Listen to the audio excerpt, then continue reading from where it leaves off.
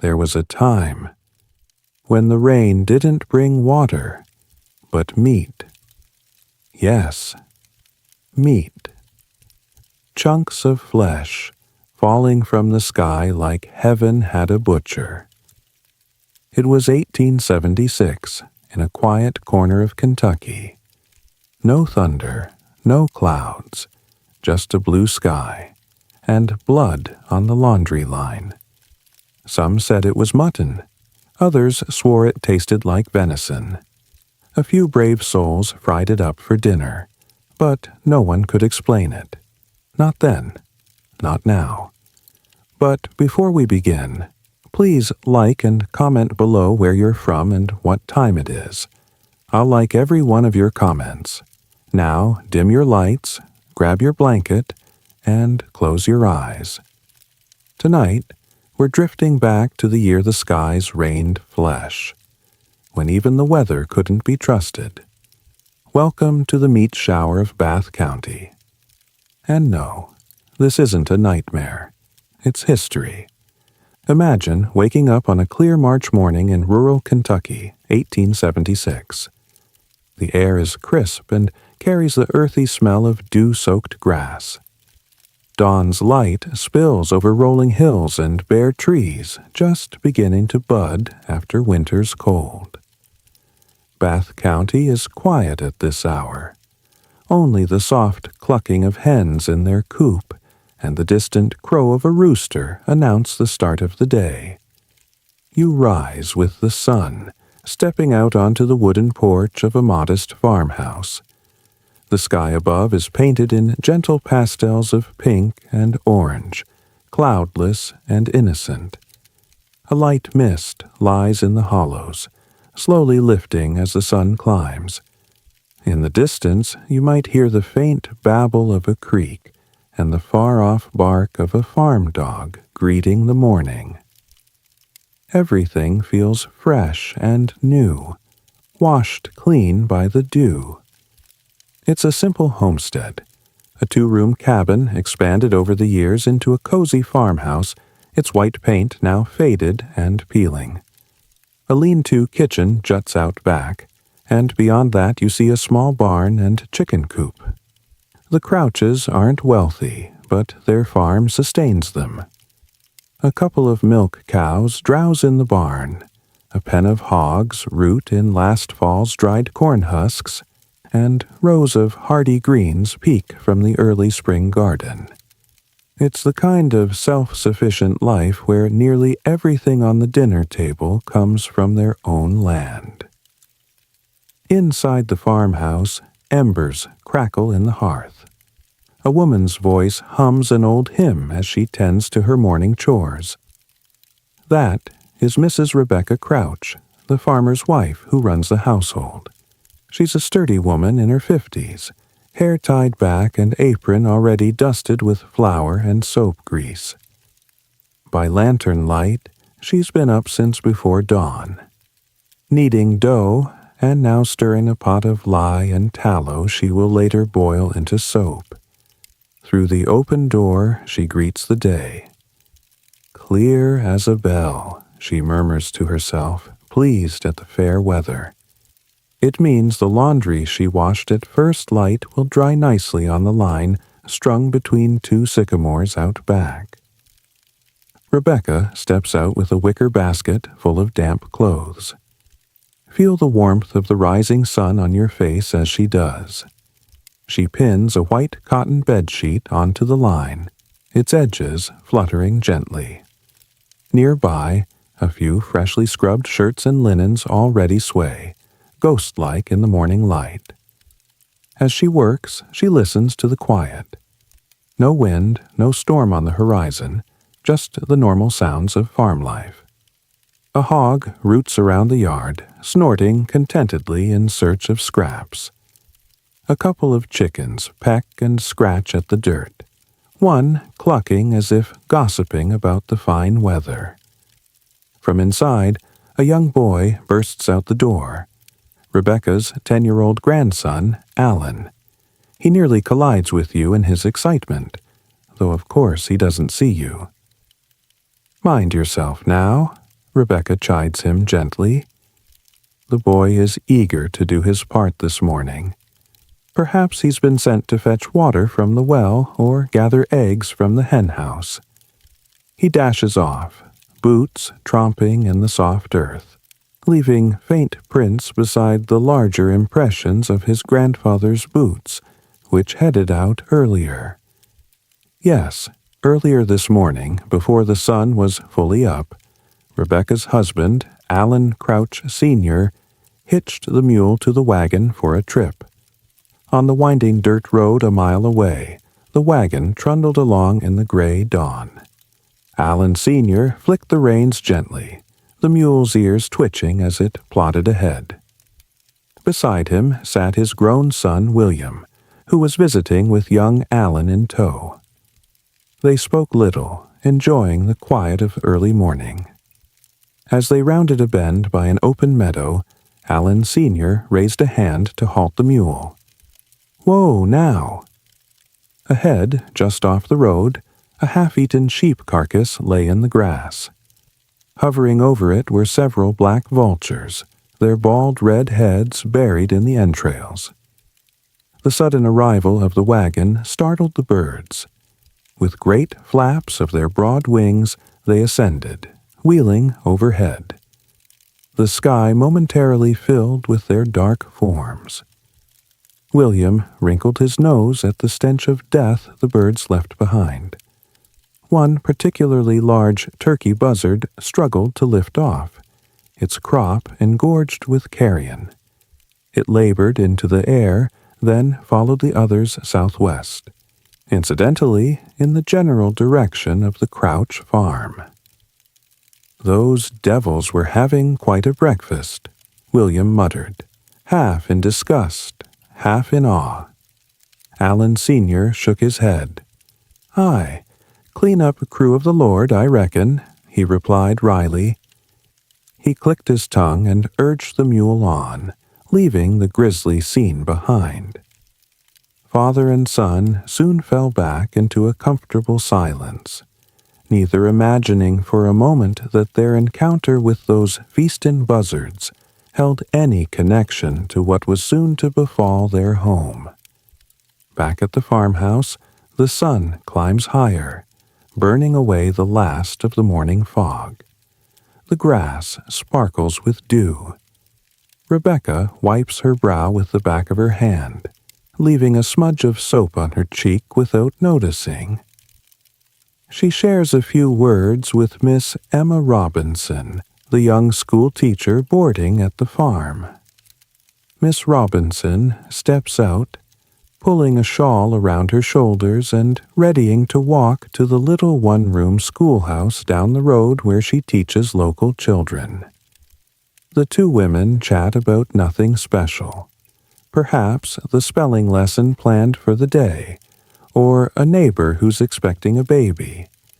It's the kind of everyday conversation that feels safe and routine. Miss Robinson has to be on her way. She waves goodbye to Rebecca and little Alan, a book of lessons under her arm and a packed lunch in her satchel. Walking down the dusty lane, she glances back at the farm one last time, squinting at the bright blue sky and smiling at how lovely the day is shaping up. She could never have guessed that, in her brief absence, her boarding place would become the epicenter of a mystery. As the morning unfolds, you drift between the farmhouse and its surroundings, taking in the peaceful routine. Rebecca stokes a fire beneath a large cast-iron kettle in the yard, the kind used for soap making and laundry boiling. She heaves a bucket of water into the vat and adds ashes and lard, preparing her soap mixture. The firewood pops and crackles, sending a thin wisp of smoke up into the pristine sky. The smell of lye tinges the air with a faint, acrid note. You wander toward the road where the men departed.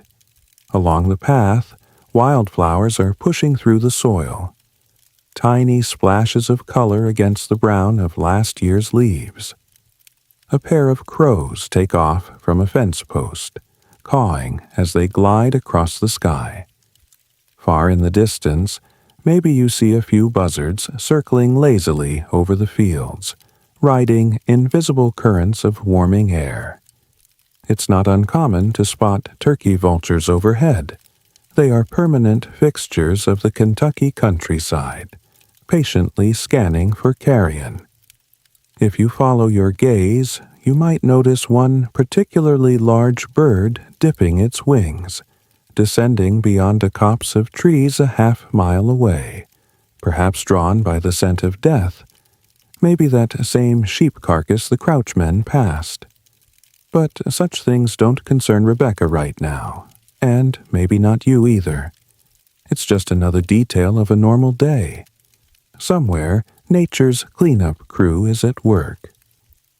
Back in the yard, the sun mounts the sky, promising a warm, pleasant day. Rebecca has hung the last piece of laundry. She stands for a moment, hands on hips, surveying her work as the bedsheet flutters lazily. It's almost time to think about lunch. Perhaps she considers killing a chicken for stew or slicing some cured ham from the smokehouse. The thought of food makes her stomach rumble slightly. She calls out to young Alan, telling him to wash up soon so they can eat when noon comes. There's no hint of the extraordinary event that will soon shatter the calm. For Rebecca, it promises to be an ordinary day, filled with the familiar routines that, while tiring, give a comforting rhythm to her life. There's laundry to dry, soap to make, maybe bread to bake by afternoon. Nothing out of the ordinary for a farm wife. And that is exactly how she likes it. Hold that piece close, because soon it will be broken in the most unimaginable way. By late morning, the air has warmed pleasantly. The teacher, Miss Robinson, is long gone down the road. The farm is quiet again, with just Rebecca and young Alan remaining outside. It's nearing midday, around 11 o'clock, and the sun now shines bright in a deep blue sky. Overhead, not a single cloud drifts by. The light is strong enough that colors appear vivid. The red of the barn door, the green hints in the grass, the bluish-white smoke curling up from the soap kettle fire. Rebecca pauses her soap-making to stretch her back. She's been working all morning, and her arms ache from stirring the heavy mixture. Alan has finished his small chores and is playing nearby, perhaps using a stick to draw shapes in the dust or chasing a grasshopper along the fence. A curious stillness falls over the scene. The slight breeze that had been blowing earlier seems to die down. All is so still that Rebecca can hear the faint crackle of the fire under her soap kettle, and the buzz of a lone bee investigating the honeysuckle vine by the porch. It's as if nature itself is holding its breath.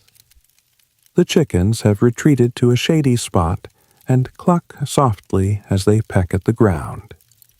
The hog lies down with a grunt, content in a patch of sun, its pink flank rising and falling with slow breaths. Even the birds in the trees have gone quiet, as if the late morning hush has silenced them. It's the kind of lull that might lull one into a daydream. Rebecca glances up at the perfect sky and wipes her hands on her apron. It's almost noon, and she considers taking the laundry down soon. Maybe she's already planning the noon meal in her head. She calls out to Alan, telling him to wash up. The boy is standing a little ways off, squinting at the empty sky. He frowns. Did he just see something? Suddenly, the boy points upward. "Grandma, I think it's starting to snow," he calls uncertainly. "Snow?" Rebecca furrows her brow. That makes no sense. March in Kentucky can surprise you with a stray flurry, but the day is far too warm and clear for snow. Still, something in the boy's voice makes her look up too, shading her eyes. You tilt your head skyward as well. For a moment, you see nothing but the sun's glare. Then, there, a small dark speck appears against the blue, drifting downward. You think it might be a leaf caught on the breeze or a bird feather tumbling from on high. But it's red, not brown or white. Another speck comes into focus, and another. The first one lands on the ground a few yards away with a wet splat. Rebecca and Alan both flinch at the sound. It wasn't the gentle tap of a falling leaf or the plop of a fat raindrop. It sounded wet and solid. The boy takes a few steps forward to see what dropped. You move with him, your heart beginning to beat a little faster, though you can't quite say why. On the ground lies a moist chunk of something pinkish red and irregular. It glistens in the sunlight. At first glance, it looks like a piece of raw meat about the size of a person's palm. A trickle of what can only be blood runs from it into the dust. Young Alan's eyes widen. "Grandma," he murmurs, uncertainty and fear creeping into his voice. Rebecca approaches slowly, cautiously. She leans over the object, squinting. A piece of butcher's offal? Out here? Her mind struggles to process what she's seeing. She has slaughtered animals before. She's no stranger to raw meat, but finding a lump of it out of nowhere in the yard is utterly out of context. Her first instinct is to look around, half expecting to see someone playing a prank or perhaps an animal that dropped this strange parcel. Then another thump, and another. Soft, wet thuds hitting the ground, one after the other. One piece lands on the edge of the porch, narrowly missing the wash basin. Another hits the laundry line with a sickening slap, sliding off a clean sheet and leaving a long smear of red across the white cloth. In growing alarm, you and Rebecca scan the heavens. And now, against the vast expanse of blue, you see them. Countless small objects falling rapidly from high above, catching the late morning sun as they descend. It is as though the sky has opened up and is hurling flesh upon the earth. For a heartbeat, Rebecca stands frozen in shock. Her mind reels with confusion. Are birds tearing apart a prey in midair? Is this some bizarre hailstorm of animals?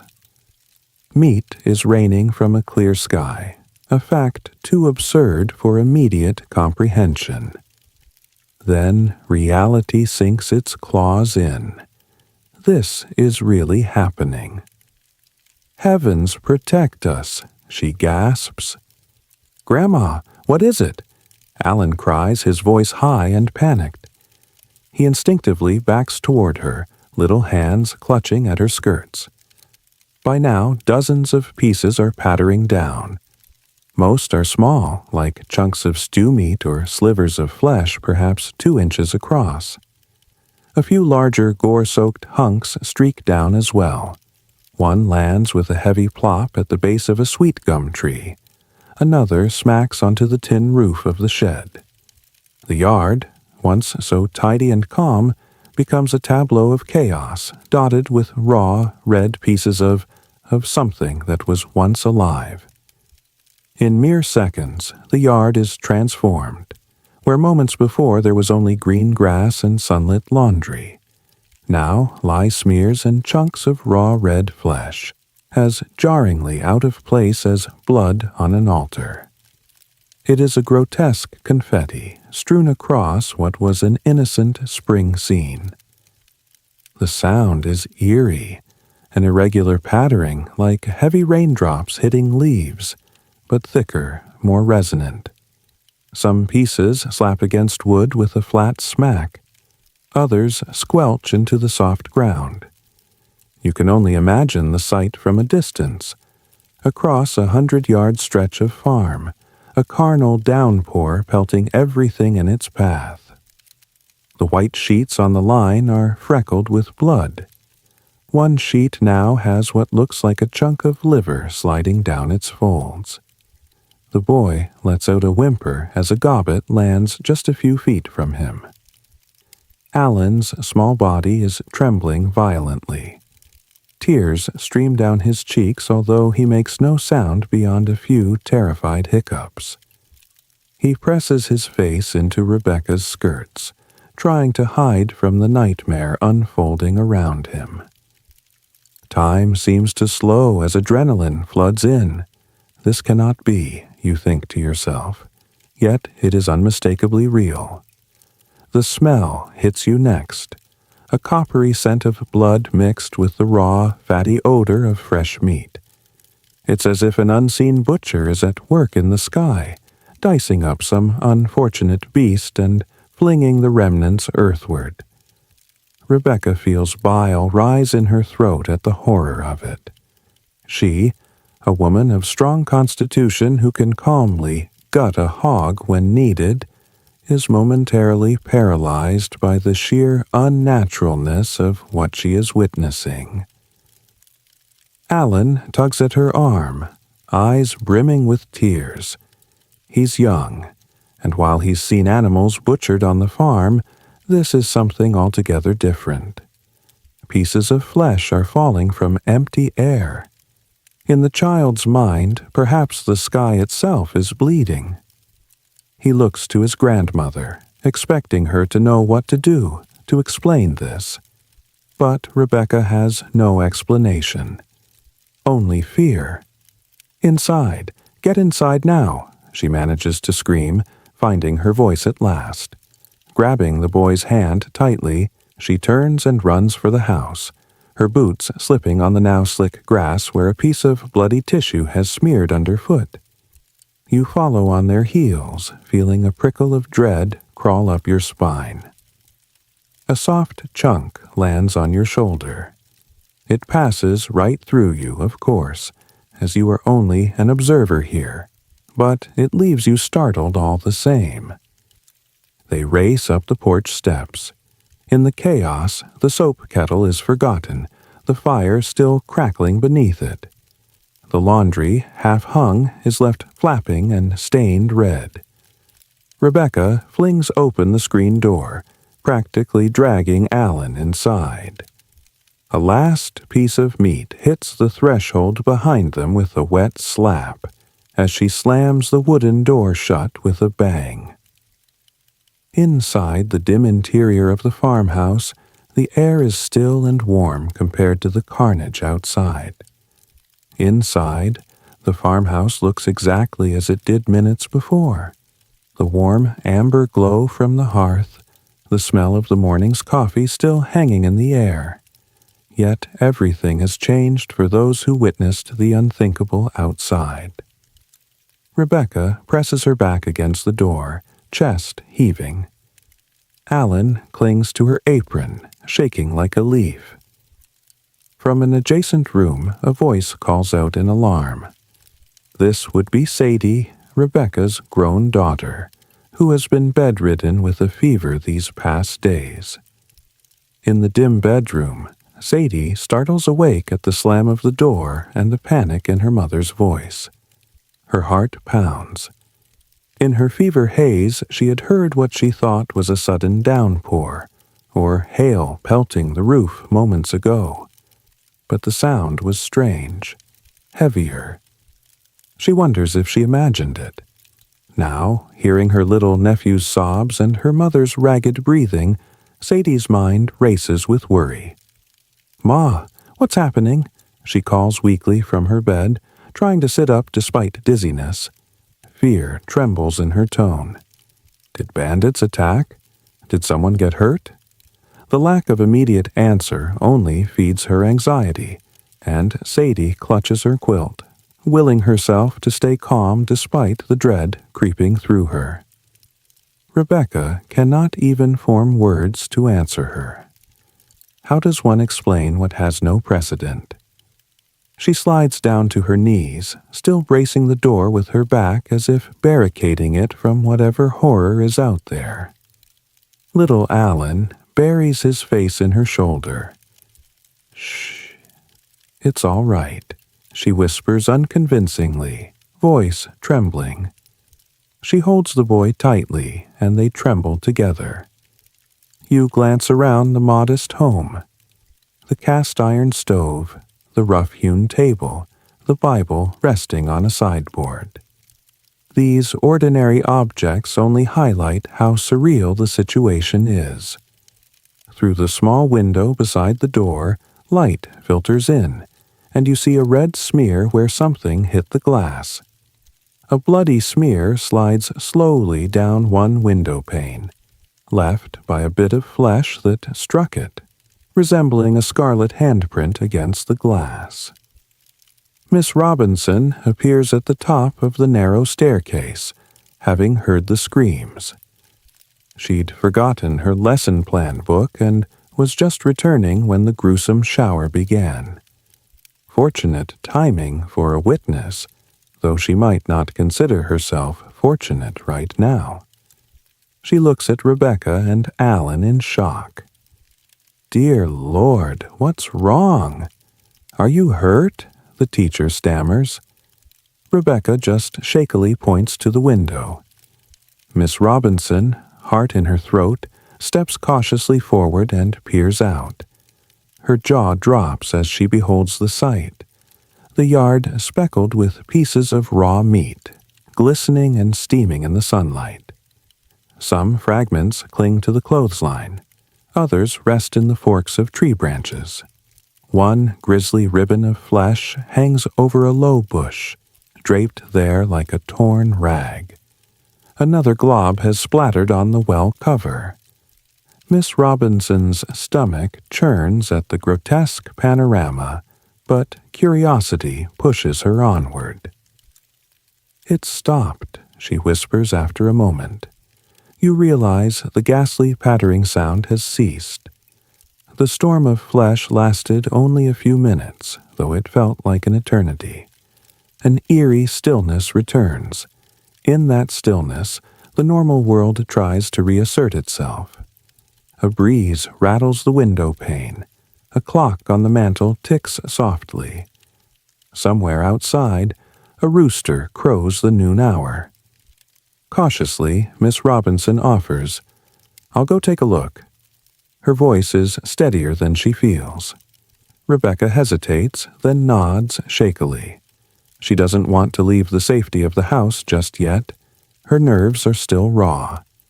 Miss Robinson takes a deep breath and lifts the latch.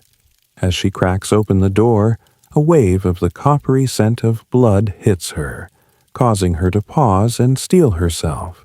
Then she steps onto the porch. Sunlight floods the entryway again, and with it the metallic tang of blood.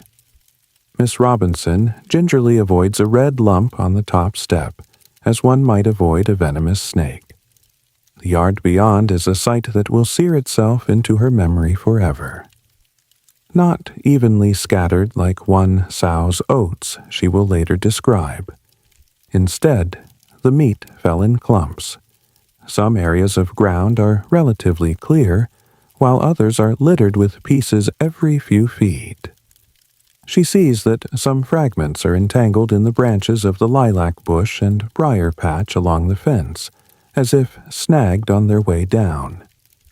One grisly chunk is draped over a fence rail, hanging there like a rag. Another glob has stuck onto the side of the water well. Miss Robinson's hand flies to her mouth in revulsion and disbelief. For a long moment, the three inside the house, Rebecca, Miss Robinson, and little Alan, just exchange looks of shock, trying to silently communicate their mutual astonishment. No one has an answer. Alan sniffles, wiping his nose with a sleeve, still pressed close to his grandmother. Rebecca musters her resolve. She cannot cower indoors forever. This is her home, her farm, and something extraordinary has happened here. If it is a sign from God, as she half suspects, she needs to face it. She gently releases Alan's hand and tells him, "Stay with your Aunt Sadie. I'll be back." The boy whimpers a protest, but she insists with a firm look. He relents and slinks toward Sadie's bedroom, peeking from behind the door frame.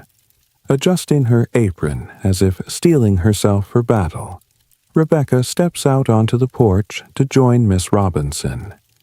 You accompany her, feeling the tension in the air. She stands, surveying the carnage with her own eyes now. Though braced for it, she still draws a sharp breath at the scene. Despite the bright sun and otherwise beautiful day, the yard resembles a battlefield after the fighting has ended.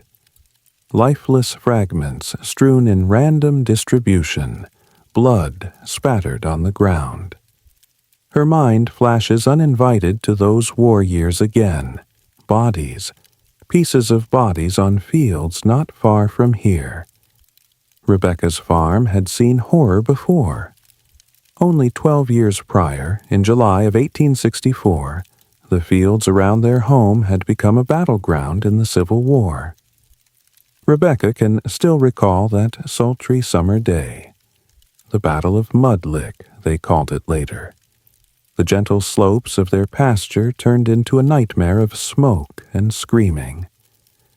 She remembers a young Union cavalryman collapsed by her barn with a ghastly wound, begging for water as she rushed to aid him. She recalls stepping outside the morning after the clash, when the mist cleared to reveal bodies strewn across the mud and wildflowers.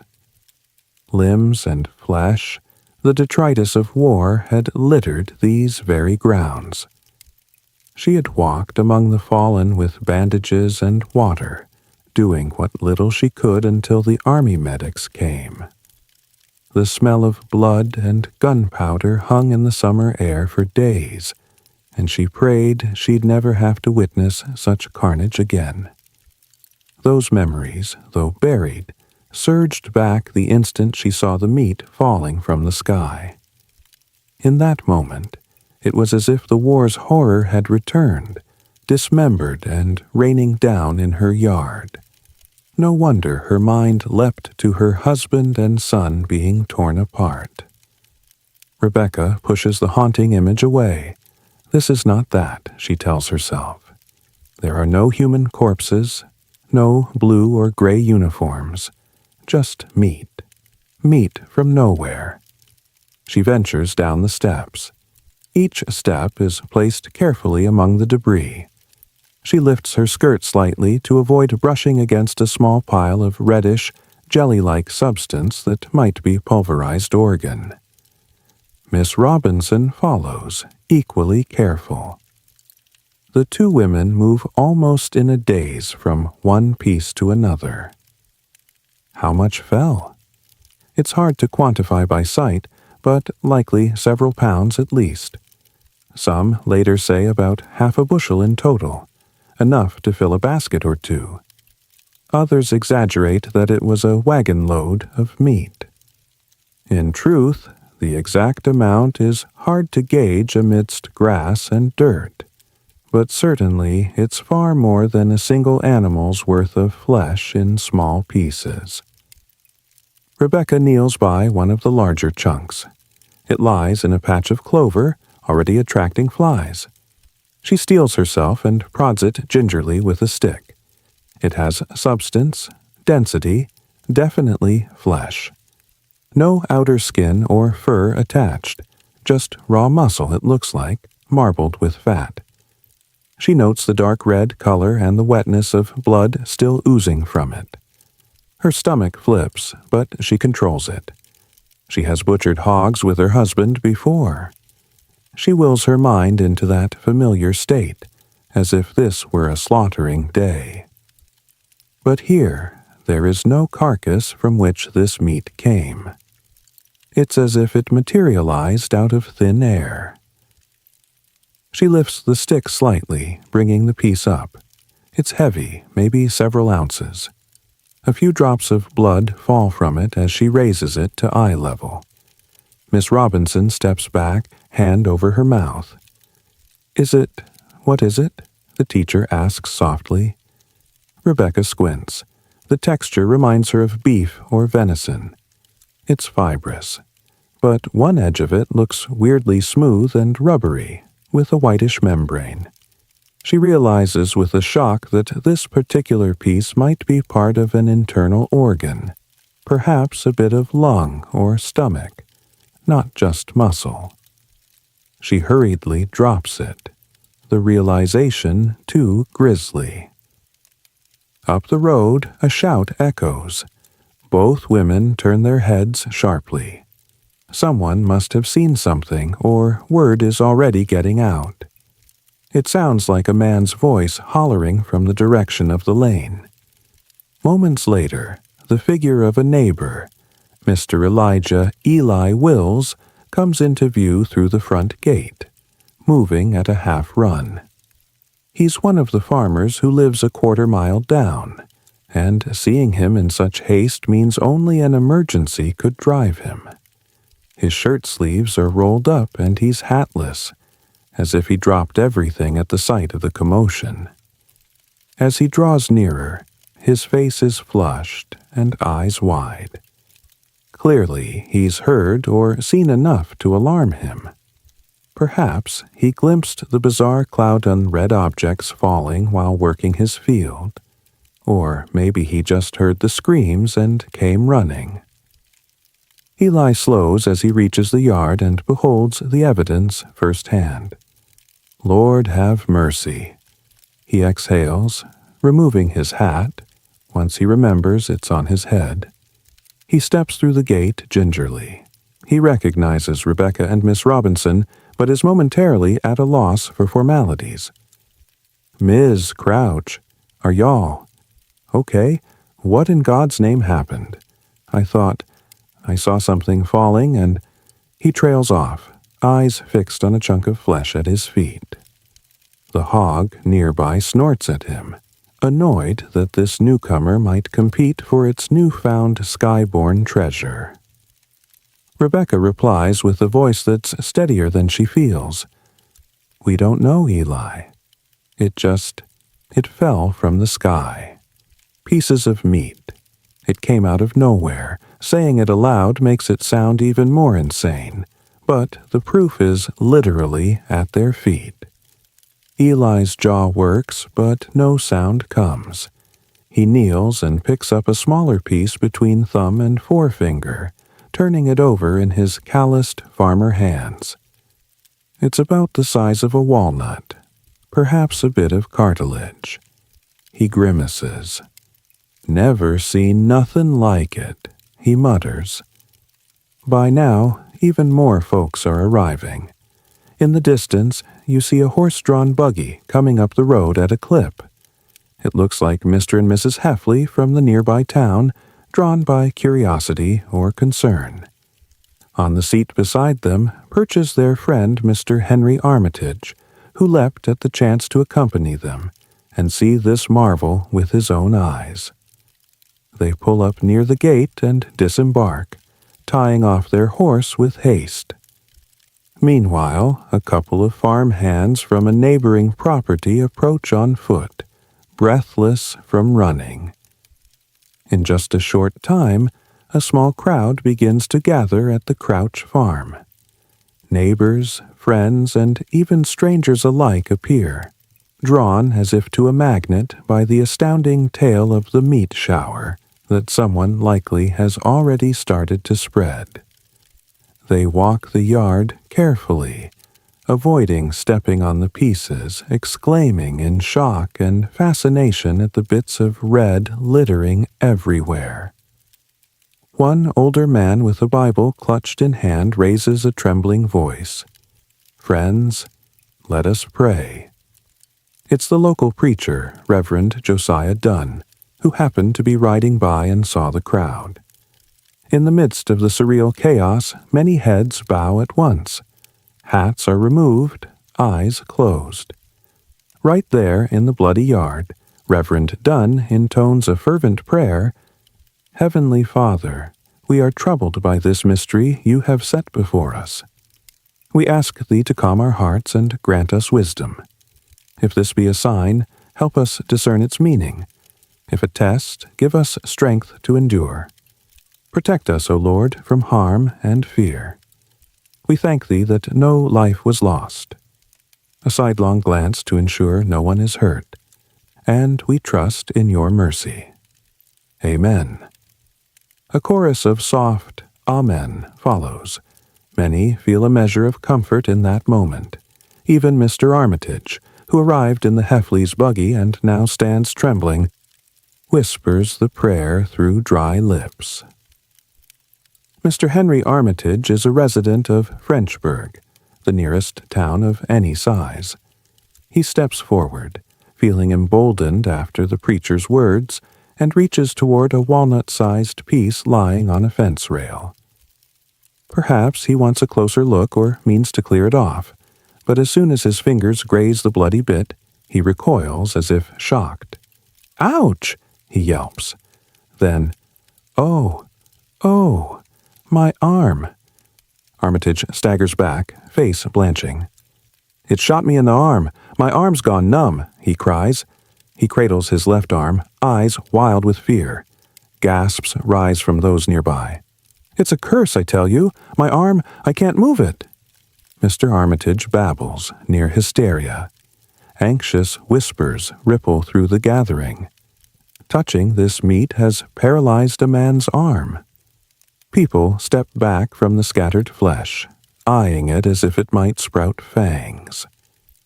Seeing the rising panic, Reverend Dunn again intervenes. He steps over to Armitage, grasping his limp arm with one hand and patting his shoulder with the other. "Keep calm, friend," the preacher says, though his own voice quavers. Then loudly to all, "Let us pray once more." The crowd falls silent, forming a rough circle around the stricken man. Reverend Dunn leads a second impromptu prayer. "O Lord, look after our brother who's been touched by this mystery. Restore his strength. Take away his fear.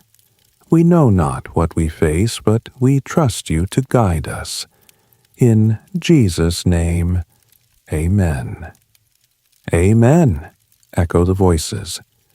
Mr. Armitage closes his eyes, lips moving in desperate silent prayer. Perhaps through the power of faith, or simply the ebbing of his terror, minutes later Mr. Armitage's left arm starts to tingle with returning sensation. I can move it," he exclaims, tentatively lifting his arm. He flexes his fingers. They obey. A wave of relieved chatter and a few cheers spread through the group. The crisis passes. Privately, a few skeptics suspect it was panic-induced numbness all along, but no one voices that now. With Mr. Armitage recovering, and promptly stepping far away from the nearest meat chunk, the crowd's focus returns to the bizarre scene. All those first to arrive are unanimous now. What lies scattered about is undeniably meat, real animal flesh. The local butcher, Mr. Bill Frisbee from the town of Mount Sterling, has coincidentally come upon the scene, perhaps while on a rounds to buy livestock. He's a burly man with rolled-up sleeves, smelling faintly of salt and cured bacon. His arms are thick, and his apron is still smeared with traces of this morning's slaughter at his shop. He crouches down to inspect a piece with professional interest. Using a rag, he picks up a chunk and sniffs it, then tears a tiny bit off and cautiously places it on his tongue. Some onlookers cringe at this, but the butcher just chews thoughtfully, then spits it out onto the ground. I cannot tell what kind of animal it came from, but it is animal meat without a doubt, he declares. In other words, It's not some fungus or plant matter, it's flesh from a creature. A collective murmur ripples through the gathering. Some cross themselves. Others shake their heads and give nervous half-smiles at how absurd it all is. Another neighbor, Mr. Eli Wills, takes an exploratory notion to the extreme. He gathers up a hefty handful of the red morsels and brings it straight home, intent on cooking and eating it. Wills's family members, however, are overcome with alarm. If the flesh is mysterious, might it not be tainted or cursed? They beseech him to throw it out, but Eli Wills is nothing if not stubborn. When he refuses to relent, his kin resort to desperate measures. Several family members wrestle him down, pinning his arms while another grabs the meat from his clutch. As Eli yells in protest, the purloined prize is carried off and dumped in a place he would not dare venture to retrieve it once he's let up. Rumor has it they tossed it down the outhouse hole, putting an ignominious end to his culinary ambitions. Only after the meat is irretrievable do they release Mr. Wills.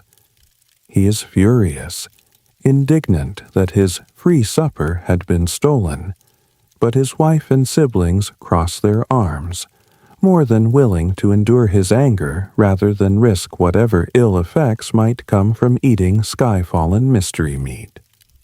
This episode, equal parts farce and cautionary tale, will later make the rounds in the newspapers, painting Mr. Wills as an almost comical figure of misguided bravery.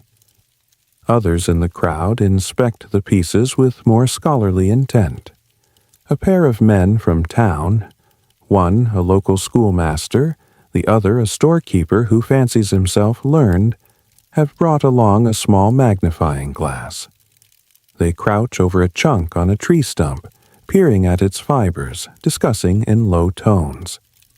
One ventures that it looks like some kind of lung tissue.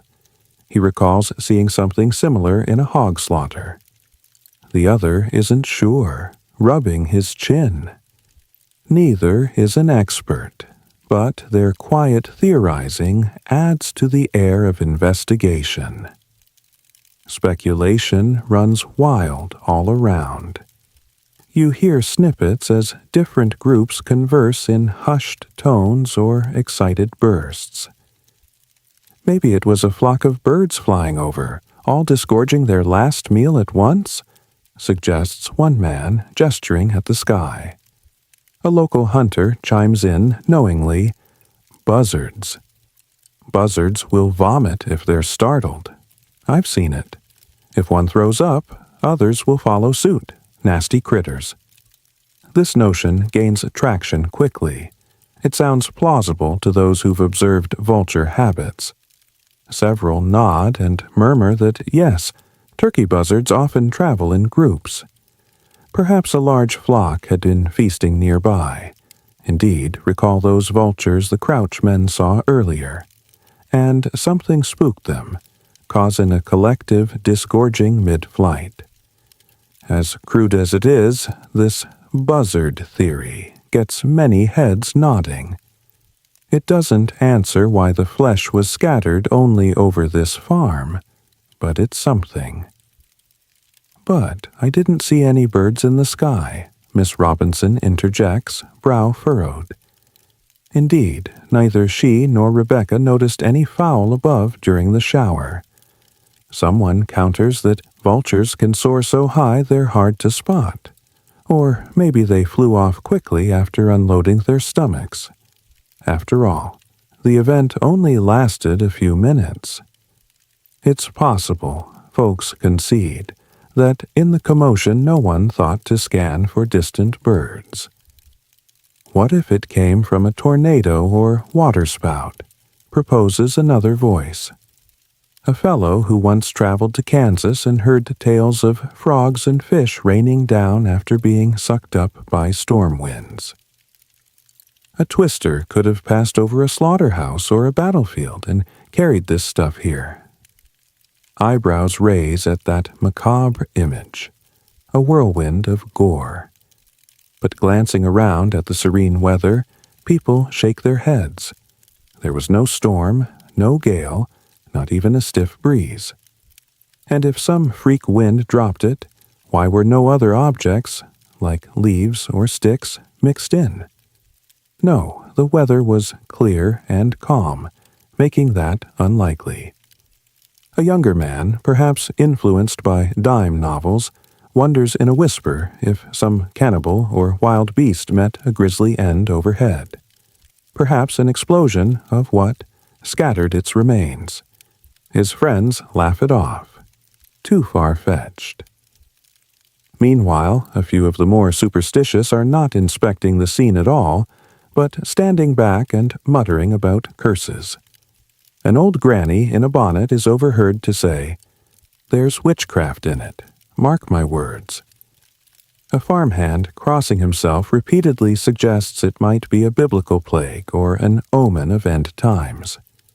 These murmurs of witches or angry spirits are mostly ignored by the others, who prefer to find a natural explanation. At one point, an industrious fellow named Mr. Venable, reported later as Venarsdell, takes it upon himself to start collecting samples. He produces several glass jars and carefully drops bits of the meat into them. Some pieces he allows to dry in the sun on a plank, others he packs in alcohol or vinegar to preserve them. He states he'll send these to knowledgeable men, doctors, professors, for analysis. If no one else can bring clarity, maybe the man of science can. By early afternoon, curious neighbors from miles around are crawling about the farm searching for souvenirs. Making the meat shower, unlike other occult happenings, an event leaving behind an estimated half-bushel of evidence. A lump of bloody meat is reportedly found inside someone's shoe left outside on the porch. Everyone wants to take a little piece home to show their families, or to brag that they themselves touched the sky meat. One aging almanac yields a brief account of a similar shower of flesh in Europe long ago, a note that brings a measure of comfort that Bath County's mystery, while shocking, is not entirely without precedent. Tales of rains of frogs and fish in different parts of the world are also dug up from old books and newspapers, as curious minds try to place the meat shower in context, searching for any historical occurrences or prophecies that could shine a light on what guiding hand might have directed this sanguine dump. Some superstitious souls even mutter about witchcraft or a curse, but those voices are quickly drowned out by the more rational. At last, as the day wears on, nearly everyone is satisfied that no more meat will fall. The sun now hangs past its zenith, and the spring air is warm. A few black buzzards themselves have begun to circle overhead, drawn by the scent of so much free flesh. The irony isn't lost on the crowd as they watch the very creatures possibly to blame now opportunistically swooping in to clean up. The Crouch's hog and chickens, having overcome their initial fright, are feasting happily on the bits of meat they find, snorting and clucking in contentment. Miss Robinson watches a pig gnawing on a sizable chunk and can't help but shudder and remark, "They sure seem to like it very much." Rebecca eventually goes inside to tend to Sadie and young Alan, who have been peeking out cautiously. She washes her hands and face, scrubbing away the bloodstains that spattered onto her during the initial panic and the subsequent investigation. She notices a small streak of red on Alan's cheek, perhaps from when he pressed against her. With a mother's tenderness, she wipes it clean and checks him over. The boy is calmer now. The presence of so many neighbors and onlookers likely reassures him that if it's a monster or something, at least a whole posse is here. He eagerly tells Sadie in hushed tones how meat fell like big raindrops, clearly both frightened and proud that he witnessed something unbelievable. Sadie, still weak in bed, listens with wide eyes and makes the sign of the cross. Miss Robinson, exhausted and still in mild shock, finds a seat on the porch step and sinks down, head in her hands for a moment. She pulls out a handkerchief to clean a spot of blood that somehow got on her spectacles. The enormity of what happened weighs on her educated mind. She's likely already thinking of how to describe this in a letter to her relatives. She knows no one will easily believe it. At last, the yard is as clean as it's going to get for the moment. The warm sun threatens to spoil the stuff quickly. Those who remain help gather the last significant pieces into buckets. Mr. Venable, the amateur collector, ensures a good number are saved for analysis. What remains is largely inedible shreds that the hogs and chickens are steadily devouring, or that have sunk into the grass. The yard still looks like an abattoir, but at least the bulk of it is picked up. At length, people begin drifting back to their homes, heads abuzz with what they've seen. Many linger reluctantly, as if by staying near the site they might witness some further clue or explanation drop out of the heavens. But the sky remains clear and uneventful. It seems the bizarre event is truly over. At last, the reporter from Louisville who arrived earlier has gathered all the quotes and observations he can. He packed up his notes and climbed back into his buggy, tipping his hat to Rebecca and the others. With a crack of the reins, he was off, eager to relay this sensational tale to the wider world. As you watch the dust of his carriage trail off down the lane, you can't help but wonder how people in distant cities will react to such a story. One thing is certain. By nightfall, telegraph keys in Louisville will be clacking away, transmitting the incredible news to newspapers far and wide. Sure enough, within days the Kentucky meat shower is the talk of the nation. Bath County, a place hitherto unknown to most, finds itself at the center of a great mystery.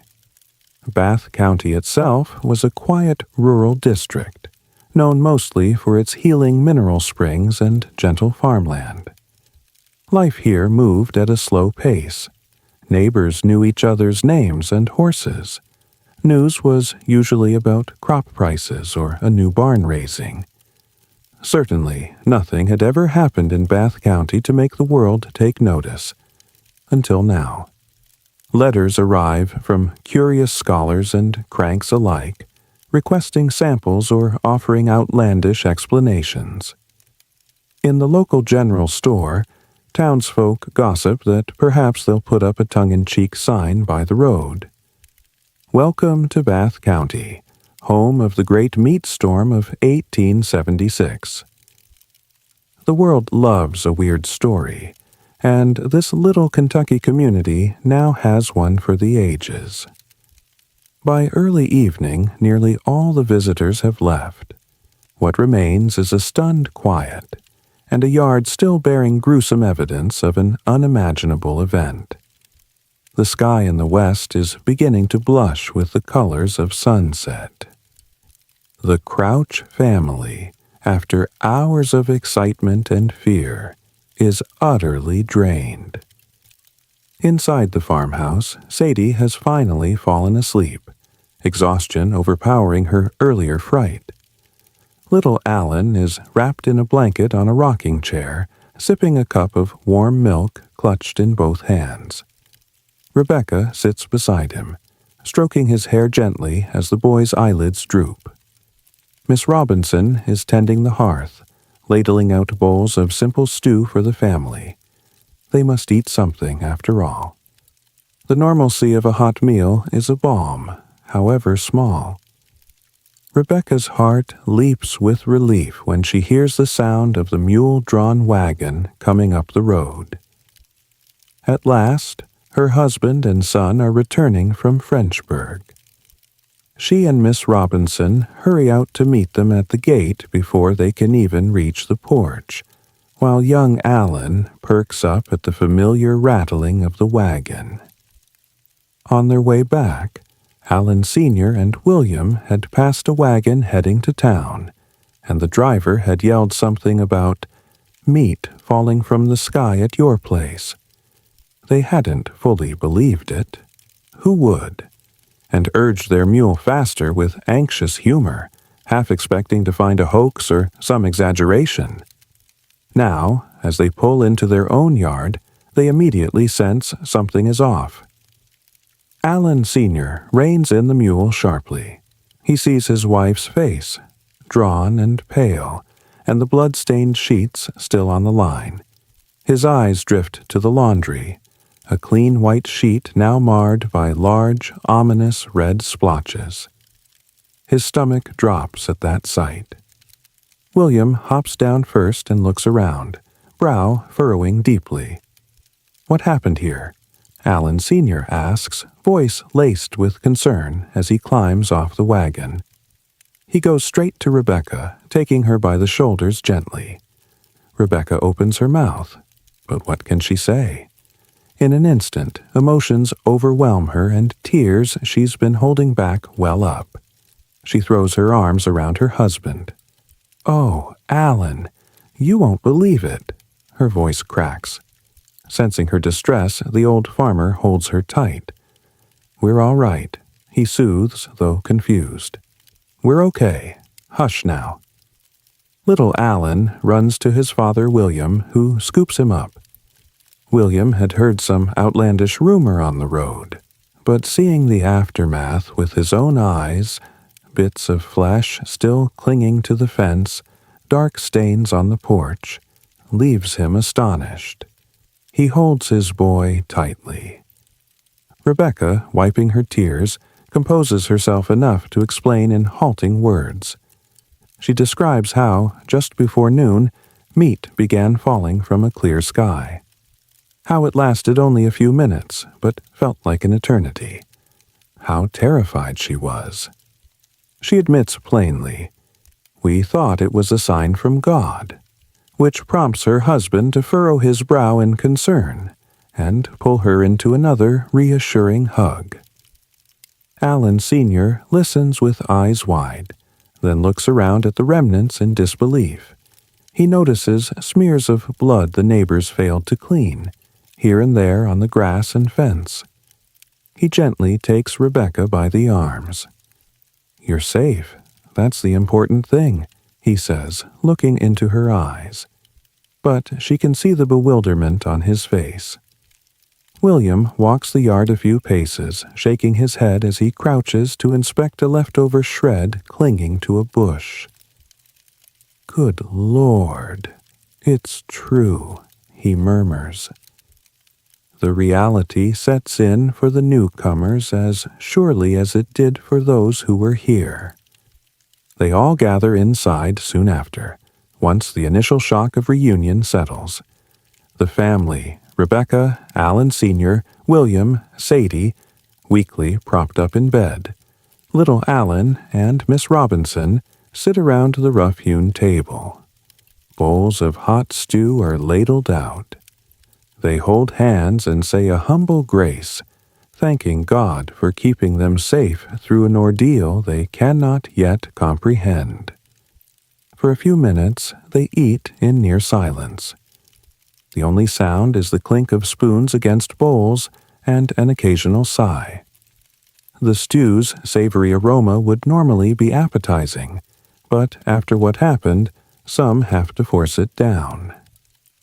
Little Alan picks at his bowl, likely replaying the rain of meat in his mind and feeling queasy at the similarity between the tender pieces in his soup and what he saw fall from the sky. Rebecca notices and quietly swaps his bowl for one with just broth and bread. To break the heavy silence, William attempts a bit of humor. He manages a weak grin and says, "Well, Ma, I reckon you can skip slaughtering a hog next winter. Just hang your washin' and see what falls into it." It's a cheeky remark, and for a heartbeat no one knows how to react. Then a soft snort escapes Miss Robinson's nose, and suddenly they're all laughing. Laughing a bit too hard, perhaps, but it is a much-needed release. Even Rebecca, mid-sip of water, starts chuckling. The notion is so absurd that laughter is the only response. The tension in the room breaks. Alan Sr. chuckles and adds, "I'll remember to carry an iron umbrella next time it's cloudy, just in case." Little Alan giggles at that, and for the first time since morning, Rebecca sees genuine smiles on her family's faces. The laughter turns to a few tears for her, but this time they're tears of relief. With stomachs somewhat filled and nerves calmed, the family begins to get ready for the night. Miss Robinson volunteers to finish cleaning up the kitchen. Rebecca, now that her initial panic has subsided, is suddenly bone-tired. The day's events have left her emotionally exhausted. Outside, the sun dips below the horizon, and the sky bruises into deep blue and purple. The sheets on the line have dried, though they're spattered with dried blood. Those will need a rewash, or perhaps to be burned. Rebecca hasn't decided. Crickets begin their nightly chorus in the grass, an almost exaggerated normalcy to the sound after such a day. The Crouch men unhitch the tired mule and tend to it by lantern light. The old farmer and his son share incredulous looks as they finally see up close the lingering bits of flesh stuck in odd places. Here, a bit of gristle on a barrel lid, there a stringy tendon draped over a twig. They work in silence, each processing in his own way. Alan Sr. occasionally mutters under his breath, shaking his head in disbelief as he pours feed for the mule. As twilight settles, the family regathers briefly on the porch. Young Alan is already nodding off, so William carries him inside and tucks him into a makeshift bed on the settee. Sadie has fallen asleep again, the excitement having drained what little energy her illness left her. One by one, the others drift to their usual sleeping spots, yearning for rest, but unsure if sleep will come easily after such a day. Night. You find yourself stepping out into the yard under the night sky as the family settles into bed. The air has cooled, and a million stars sparkle overhead. A faint crescent moon casts a gentle silvery light over the farm. The Milky Way arcs across the heavens like a pale river. The night feels calm, eerily so, given the chaos that occurred here just hours earlier. Pale moonlight illuminates dark splotches in the yard, the only remaining testament to the day's bizarre deluge, now that the flesh itself has been mostly cleared or eaten. Those stains will fade in time, washed away by dew and rain, but the memory will not so easily wash from the minds of those who saw it. The hogs sleep content and well fed. The chickens are quiet in their coop, untroubled. To any outsider passing by now, the scene would look utterly unremarkable. Just a humble farmhouse dozing under the spring moon. Yet inside that house, minds are still racing. Miss Robinson lies in her cot, eyes open wide in the darkness. After an hour of restless tossing, she finally sits up and lights a small oil lamp. Taking out her journal, she begins to write by its flickering light, carefully detailing the day's surreal events in ink. Perhaps putting the nightmare into words will chase it from her mind. Her pen scratches softly, filling pages with descriptions of the sky's strange bounty and her own disbelief. Only when she's written every last detail she can recall does she feel her eyelids grow heavy at last. The school teacher will later compose a more formal letter to her cousin in Louisville, hoping he can share it with scientific gentlemen there. But for now, she just writes to calm herself, the way one might whistle in the dark. Across the main room, little Alan sleeps fitfully in his blanket on the settee. His small face, which should be innocent in sleep, is creased with worry. Perhaps in his dreams, he still sees red chunks dropping from a clear sky. At one point, he whimpers softly, no doubt a nightmare flickering behind his eyelids. Rebecca, who has laid herself on a cot nearby to be close to him, rises and soothes him each time. She drapes another quilt over him and whispers that everything is all right, that Grandma's here. The boy settles, snuggling a bit closer to where his grandparents will sleep. Rebecca herself lies awake longer than anyone. Her mind won't quiet. She keeps mentally replaying the moment the first piece fell at her feet, trying to remember if anything seemed different just before. Were the birds quiet? They were. Did the air feel strange? Not really. She wonders if it truly was a sign, some test of faith or omen of danger. For a woman who reads the Bible nightly, the lack of an obvious lesson in what happened is troubling. After a long while, she slips out from under her covers and pads softly to the front door in her nightdress. Opening it, she steps onto the porch and looks up at the same sky. It is serene, beautiful, peppered with stars.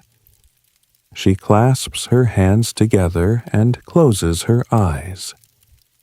Perhaps you can guess what she prays for: guidance, understanding, or, at the very least, peace to accept that which she cannot yet understand. The night is silent, save for the crickets, as Rebecca prays under her breath. When she finishes, she stays a moment longer, breathing in the cool air. A soft breeze ruffles the hem of her gown. Nothing falls from above. All is well. Finally, she whispers, "Thank you," and turns inside, latching the door. Later that night, after everyone has tried to sleep, Rebecca and Alan Sr. find themselves both still awake. The shock of the day's events has made slumber difficult. They meet on the porch in the darkness, drawn by the same need for reassurance. A single lantern casts a low glow as they sit on a wooden bench close together. "Why do you reckon?" Rebecca begins softly, her voice barely above a whisper. "Why would the Lord send something like that on us?" It's the question that's been burning in her mind, but she's almost afraid to say it aloud. Alan Sr. sighs deeply, wrapping an arm around her shoulders. He gazes out at the faintly visible yard, at the sheets still stained pink by moonlight. "I don't know that he did, Becky," he answers gently. "Not every strange thing comes from the Lord as a sign.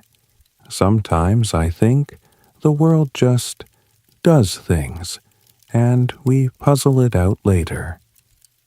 She nods, leaning into him. Her eyes fill with tears.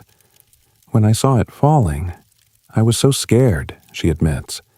"I thought maybe we'd done something wrong, or that it was the end of days." Her voice trembles. Her husband pulls her closer. "We didn't do nothing wrong," he assures her, weathered hand squeezing hers. and it wasn't the end of the world after all. The sun's gonna rise tomorrow, same as ever. He pauses, and a tiny chuckle escapes his lips. And I expect it'll be regular rain that falls on us next time, not stakes. Despite herself, Rebecca lets out a small laugh at that, quickly covering her mouth. The absurd image, combined with Alan's warm tone, dispels the last of her dread. She looks at him with a faint smile.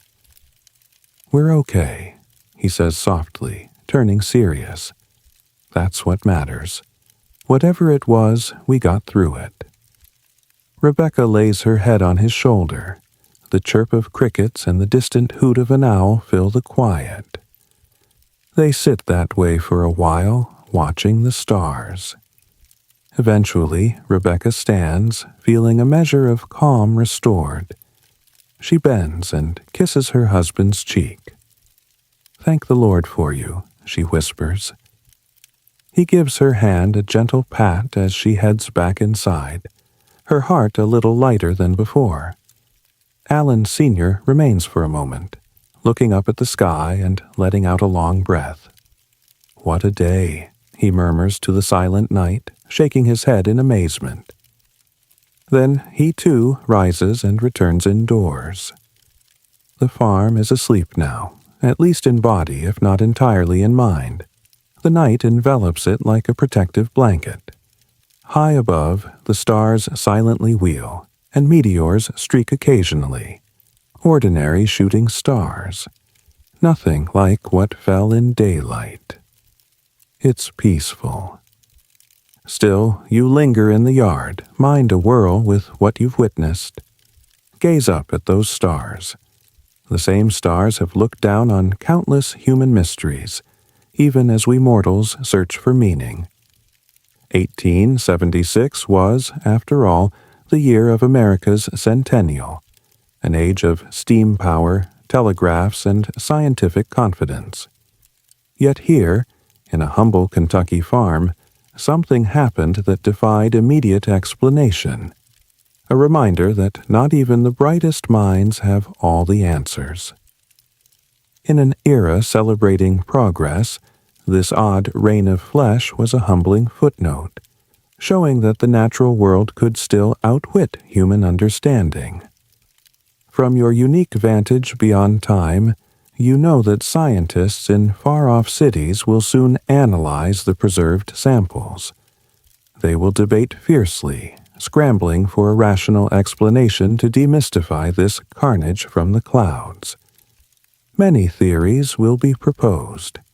Professor J. Lawrence Smith of Louisville, the first to get hold of a specimen, will insist in the press that everyone is wrong, and that it's not meat at all, but rather frog eggs and spawn that were somehow whisked into the air and rained down. Another investigator, Leopold Brandeis of New York, writing in a public health journal, will emphatically declare, "The mystery is solved." According to him, the chunks are nothing more than gobs of nostoc algae, a lowly plant that swells into gelatinous masses after rain. Brandeis will even have his claims reprinted in Scientific American, spreading his confident pronouncement widely. Yet, these early explanations, reached with more arrogance than evidence, will soon be challenged by more careful inquiry. More cautious analysts will step in. Dr. Louis D. Castenbein, a chemist and physician in Louisville, will examine a portion of the mystery meat and perform a simple test. He sets fire to a dried piece of it. The smoke, he notes, smells distinctly like mutton. To Castenbein, that is strong evidence that this is no frog spawn or pond algae, but genuine animal flesh. He writes up his findings for the Louisville Medical News, along with the suggestion that the most likely source is indeed vultures that regurgitated their meals in mid-air. Meanwhile, hundreds of miles away in New York City, Dr. Alan McLean Hamilton receives a jar containing some of the bizarre substance. A respected physician, Hamilton enlists the help of J.W.S. Arnold, a histology professor, to examine thin slices of the material under a microscope. Arnold peers through the lens and is astonished. He recognizes the delicate structure of lung tissue. Under magnification, the mysterious flesh reveals itself to be pieces of lung from some animal. Hamilton reports in the Medical Record Journal that the sample was identified as lung tissue from either a horse or a human infant, the structure of the organ in these two cases being almost identical. This sensational description, hinting it might even be human remains, causes an uproar and spurs further testing. Intrigued by these conflicting claims, a dedicated microscopist named Arthur Mead Edwards of the Newark Scientific Association sets out to settle the matter once and for all. He obtains specimens from various sources, some of the alleged nostoc from Brandeis, and samples of the supposed lung tissue from Hamilton. Working meticulously, Edwards prepares new slides and compares them all. His conclusions leave little room for doubt. Every sample is indeed animal meat. Some slides show the branching alveolar structures of lung tissue. Others show striated muscle, and others cartilage. In other words, this was a veritable butcher's assortment of body parts that fell from the heavens onto Bath County. From here, the question shifts from what the substance was to how on earth it ended up in the sky. And on that point, Edwards and the Kentucky locals find themselves in agreement. The simplest explanation, and the one Dr. Castenbein presents in the Louisville Medical News, is that a flock of buzzards, vultures, gorged on a dead creature, and then, flying over Bath County, collectively vomited when one or more of them were startled. Vultures are known to disgorge their stomach contents to make a quick escape or lighten their load in flight, and such behavior could indeed account for chunks of carrion raining down. This theory fits the facts. The variety of tissue types, the relatively localized area of the fall, the absence of any other source, and in time, vulture vomit will become the widely accepted explanation for the Kentucky meat shower. Even as the scientists seek answers, the newspapers seize upon the sensational story. The term Kentucky meat shower makes its way into headlines from Kentucky to New York. One New York paper dramatically christens it "Flesh Descending in a Shower," an astounding phenomenon in Kentucky, recounting the Bath County marvel in lurid detail. Scientific American prints a sober analysis for its curious readership, while other papers can't resist embellishing the gory details. Bath County's bizarre rain becomes a national curiosity almost overnight, and its story is carried far and wide. For a time, Bath County is famous or infamous for this carnivorous rain, cementing its place in the annals of curious weather lore. Still, some mystery clings to the tale. After all, no one saw the flock of buzzards overhead in the act, and so a tiny seed of doubt remains. Charles Fort, in his 1919 book, The Book of the Damned, will gleefully highlight the case, noting pointedly that there had been no rain at the time, a direct strike against the nostoc algae idea. Fort will list the Kentucky meat shower among the world's unexplained oddities, delighting in leaving the question open-ended as a challenge to orthodox science. And indeed, even today, in an age of satellite weather radar and DNA analysis, the meat shower resists full explanation. Modern tests on the lone preserved fragment kept for decades at Transylvania University in Lexington, proved inconclusive in identifying the species or origin of the flesh. And so, the story retains a sliver of enigma even now. Indeed, Bath County has never forgotten the bizarre day it rained flesh. In the summer of 2024, the local History Museum proudly displayed a preserved slice of the very meat that fell from the sky.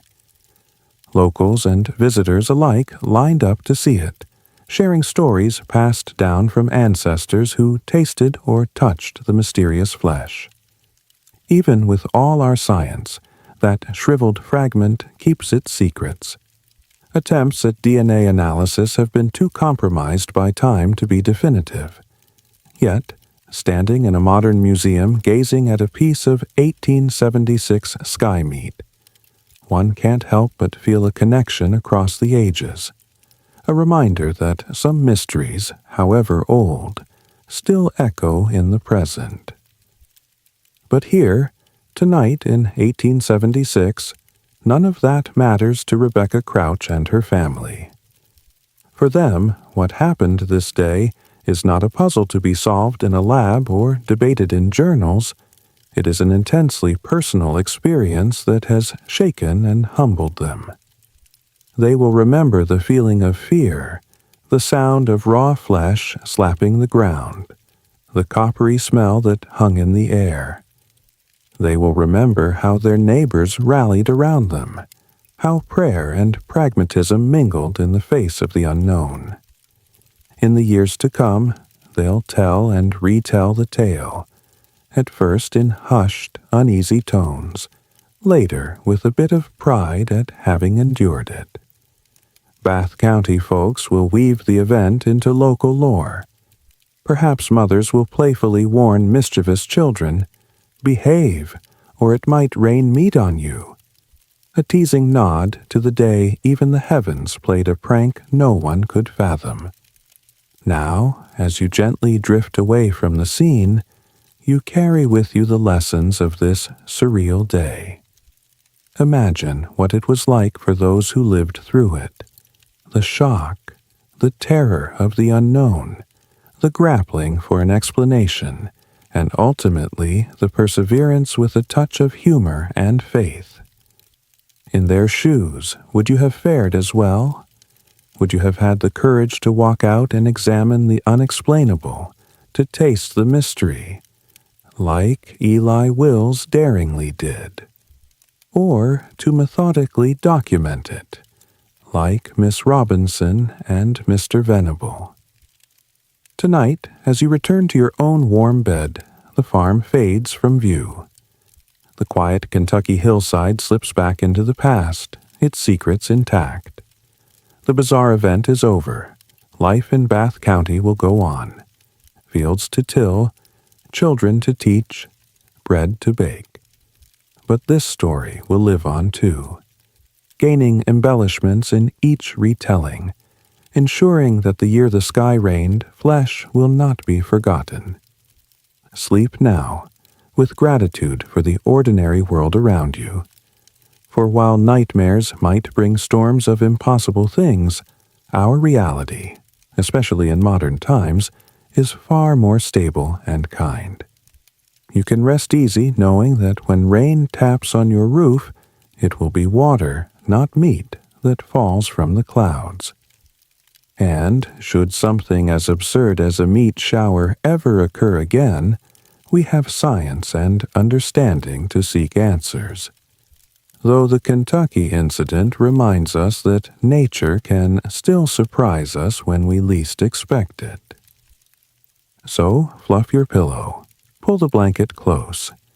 Be thankful that strange rains are the stuff of rare history.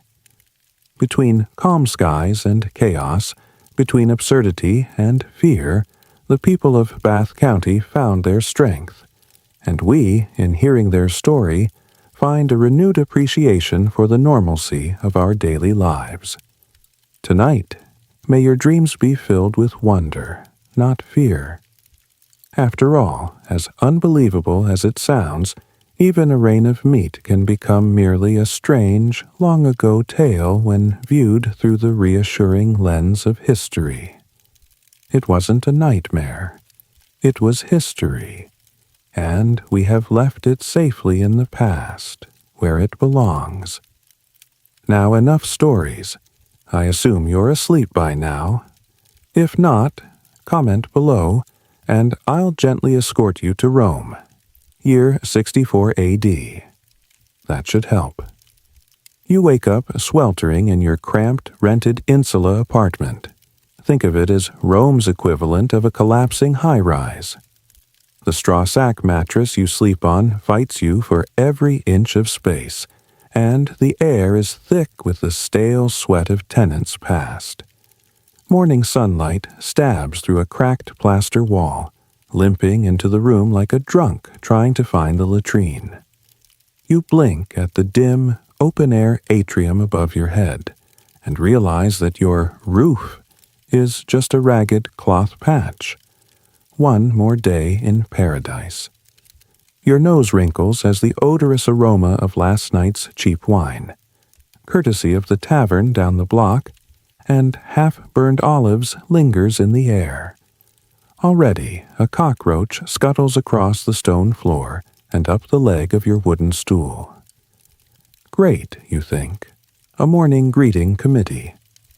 To make matters worse, every inch of the place feels like it's curdling under the heat.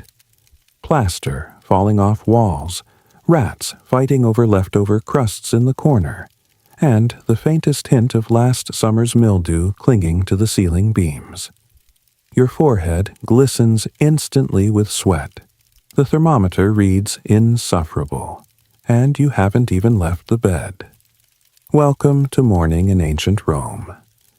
You gingerly stretch your arms and immediately wish you hadn't. The cheap wool tunic you slept in is bound tight against your skin, soaked through and scratchy as goat hair. You hobble to your single window/balcony. No glass, just battered wooden slats that rattle on their hinges. The view is disturbingly familiar. A courtyard ringed by more insulae, each leaning drunkenly against the next as if they're all too shy to stand tall. From here, you can hear the city coming alive. A bleating goat, a cackling chicken, and a fishmonger down below hacking at an eel, all underscored by the distant ring of a temple bell. The air tastes like boiled cabbage and burnt incense from a neighbor's household shrine. You blink back the bitter tang of yesterday's wine lodged at the back of your throat and start your day with a prayer to the Lares and Penates, those little household gods in your wall shrine. Watch over us, you mumbled last night as you collapsed into bed, and again this morning, since being a Roman citizen doubles as being its own kind of prayer group. You sprinkle a pinch of yesterday's hard porridge onto their altar. It's the cheapest offering you can afford. And mumble a thank you for A, not collapsing from hunger yet, and B, not catching fire or being thrown to the lions in your sleep. The little clay figurines stare back blankly. At least they look unbothered by your predicament. With the prayer done, and somewhat wishing you hadn't skipped last night's due diligence, you give a resigned sigh. Standing up feels like waking up attached to a ship's anchor. Your joints protest with every creak. The morning sunlight is growing obnoxious, flooding in and spotlighting the flecks of dust floating above your unmade bed. You slouch on a stool to tie your sandals, because Rome's roads care not for bare toes, and almost immediately your knee bangs against a wooden chair leg. The chair, you're pretty sure, was held together with old bread and hope. Once your sandals are finally strapped on, thank the gods for buckles at least, you adjust your tunic around your midsection, pinch off a hunk of crumbly bread from last night's crust for breakfast, and get ready to face another day in Nero's Rome. It isn't exactly the Versailles life you imagined when you heard the emperor's name. You glance up at your cracked ceiling one last time. Somewhere up there, pigeons have built a nest in the daylight. An egg cracks onto the grimy floor below with a plop, splattering yolk on your dust-covered triclinium. You swallow hard. The gods have a weird sense of humor. But hey, congratulations, you've woken up a Roman citizen. Now the real fun begins. By ancient standards, breakfast, ientaculum, is a deluxe affair. A hunk of coarse wheat bread the size of your dirty hand, dipped into a communal bowl of watered-down wine, called Posca to keep the moment classy, and a handful of olives that look like they've seen more sunlight than a city dog. You gobble down the bread like survival depends on it, because it does, as a sweet taste of yesterday's mold blooms on your tongue. Ah, the bonus bacteria. Nothing says, enjoy your breakfast, like a dance of microbes in your stomach. The bread itself is dark and heavy, baked with whoever knows what grain. White bread is for patricians. You're on the grown and black loaf diet. Today's loaf has a suspiciously fuzzy edge, but when you break it, the gooey moldy part nearly licks your fingers. You curse under your breath and hastily blow on it, trying to dislodge the speck. No luck. Deciding to trust the gods, or maybe just your iron stomach, you shove the chunk in your mouth and swallow. A warm wave spreads down your gut. Either that's hunger or dysentery, signing your lunch check in advance. Better not think about it.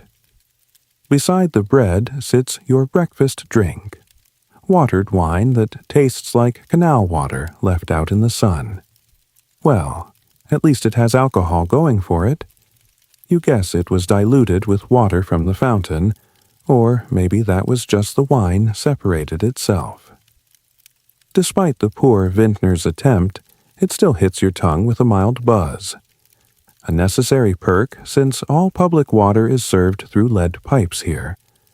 A luxury in Rome means a risk of poisoning, but for now it just makes your headache recede enough to deal with morning. You mutter thanks to whoever invented lead pipes.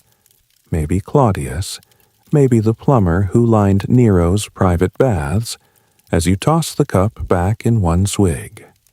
Bravo, civilization. Clearing your throat from the sour tang, you turn your attention to the side table. There lies yesterday's cheese if cheese had left and some vinegar and honey to mask it. Well, honey or something fermented. Does it come from bees or is that just microbes making your breakfast slightly sweet? You spread a sliver of cheese on the bread, watching how the maggots wriggle with delight under the olive oil drizzle. Because if there's bacteria to be had, why not a few more? Nature's extra topping, courtesy of the finest decay. You contemplate tossing it, but you need calories more than food safety. Grinning ironically, you pop the fungi into your mouth. Breakfast of champions, you think. At least it's not ruined by an Instagram filter. In the corner, a small wooden bowl contains garum, pungent fish sauce that makes the neighbors 3 streets away wheeze. A common touch of garum turns anything into something edible, or at least bearable. You take a pinch on a finger and fling it into your mouth, eyes tearing as the smell of rotten fish hits your nose. The bite is awful and wonderful, like a Korean ghost pepper married a sock full of anchovies, but it makes you feel alive. Some claim garum is full of fat and protein, if you ignore the actual marinated guts in it. Today, it tastes like victory. By tomorrow, you might drown in Rome's melting pot of bacteria, but for now, you're ahead of the game. After shoving the rest of the bread into your knapsack for later, bread that should have died before it even got to this morning, you belt the cheap leather strap of your utility pouch around your waist. Your stomach is full of questionable nourishment, but still grumbling for more. Thanks, body. As you wipe grease off your fingers on your tunic, which you now regret buying with all those holes, you realize breakfast in Nero's Rome never came with a golden plate or a guarantee of staying alive. But as the crows of nearby roosters call out their victory at sunrise, you're still here, chewing your way through the day. And oddly, that feels like an accomplishment. Nature calls promptly. The bread wasn't digested with grace. Your insides have some opinions about that wine. Time to face a private matter in the least private way possible. You step out into the alley, sandals slapping the stones, and proceed to the nearest public latrine. The communal cesspit festooned with marble seats, also known as the foraca. The foraca is every bit as charming as it sounds. You slip off your toga, covering your modesty just enough to mention it later, and claim a seat on one of the hard stone benches with holes cut into them. There are about a dozen of your fellow Romans doing exactly the same thing, perched cheek by cheek on carved marble slabs. The distance from your face to the next man's elbow is roughly that of an emperor's decree to your wallet. Pretty close. Privacy is a luxury you can't afford, and it's not as if anyone here expects it. If you happen to smirk or groan, everyone sees your toga stuffed around your waist. Great. Maybe they'll send a postcard to your mother. A friendly old man 2 seats down nods at you as if to say good morning. Still alive, huh? He whispers conspiratorially. You nod. Morning, blessings on you, he grunts, reaching for the communal sponge stick, tersorium, to rinse the gutter in front of you. That's right. Instead of toilet paper, the Romans share a sea sponge on a stick. The tool gets dunked in a flowing water channel and passed around like a cold potato, so everyone's cheeks feel equally refreshed or terrified. You gulp. Your mom warned you about sharing food. This is far worse. The smell is a gagged choir of old cheese, spilled wine, and something distinctly Roman. You pray it's just basil sauce from yesterday's dinner, not something you've conjured up. Something plops into the sloshy gutter with a small splash. A duck? No, just last week's breakfast making a cameo. Little streams of water flow under the seats, either a primitive flush or to wash away worse offenses, and your buttock roasts on the cold stone. It's both sauna and ice bath in one. Already, you're half-baked and half-frozen. Envy for modern plumbing hits you suddenly.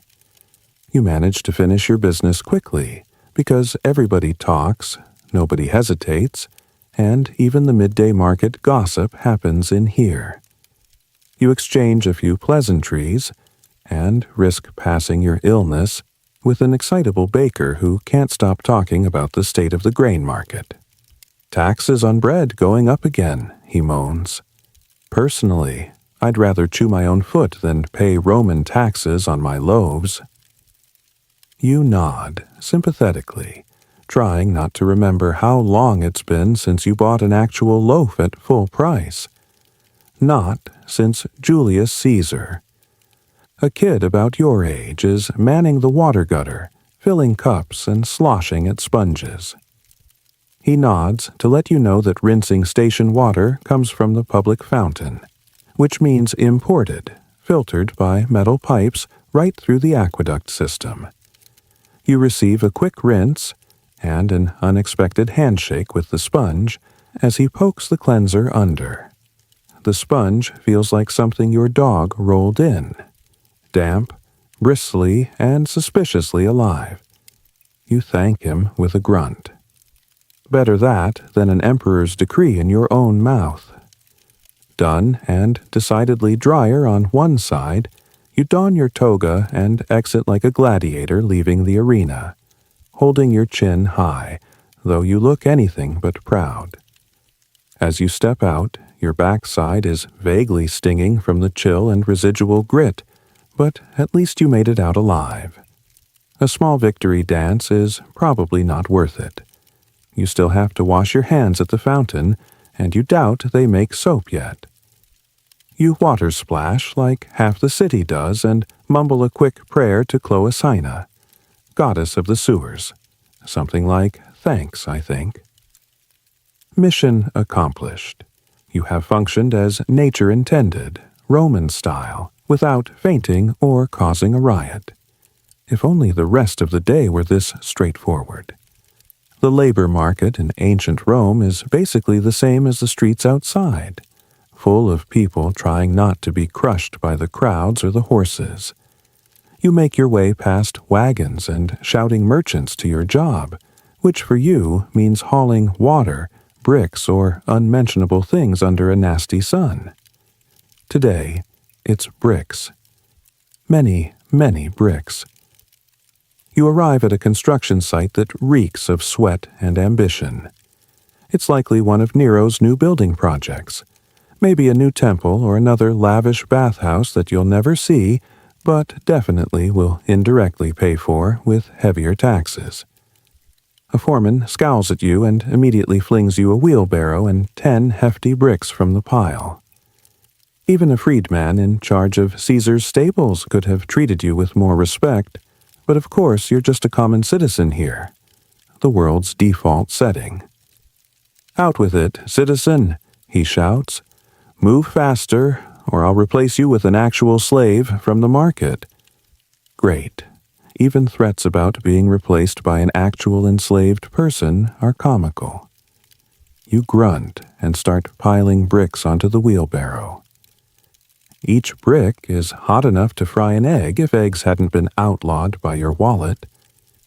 Your shoulder aches from the awkward weight, and your knuckles rub raw against rough edges. Sweat drips down your back and cools instantly, like being splattered with cold tar. Other laborers, some free citizens, some slaves, sometimes it's hard to tell, grunt and shove by, pushing the wooden cart down a channel of planks that resemble a rickety game of Jenga in slow motion. Every step threatens to collapse the whole stack like a house of cards made of rocks. You pray this afternoon's snack break doesn't come early. Lunchtime arrives, which in reality is just a brief pause to toss more dried fruit into your mouth. The foreman watches you like a hawk. You imagine him dreaming up torture devices while ignoring calls for shade or a decent chair. He barks orders like a stage actor who skipped rehearsal.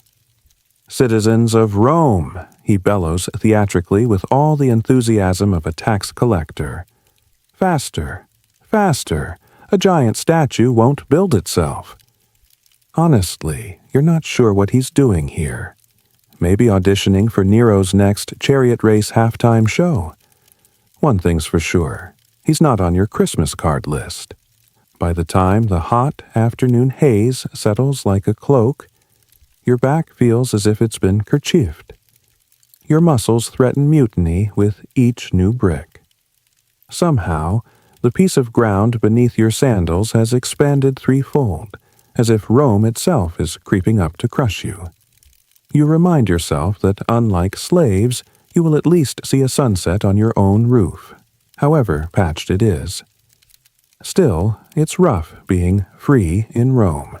You work sunup to sundown, you sweat, you toil, and at the end of the day your pay is maybe enough to replace one sole on your sandal. Maybe. Near the sweat-drenched end of the afternoon, an overhead messenger, a guy on horseback with official scrolls, gallops in. He's wrapped in an overpriced toga cinched too tight, like he's juggling both his secrets and his lunch. The crew freezes as he hands the foreman a petition. You overhear the word taxation and want to spit on his golden saddle. The foreman quickly folds the parchment and rolls his eyes, but you get the message. Something about increasing your lot's duties. In other words, Maybe more work next week or a slice taken off the free bread dole. Everyone grimaces at that. Even a day's break to watch people die in the arena seems more enjoyable by comparison.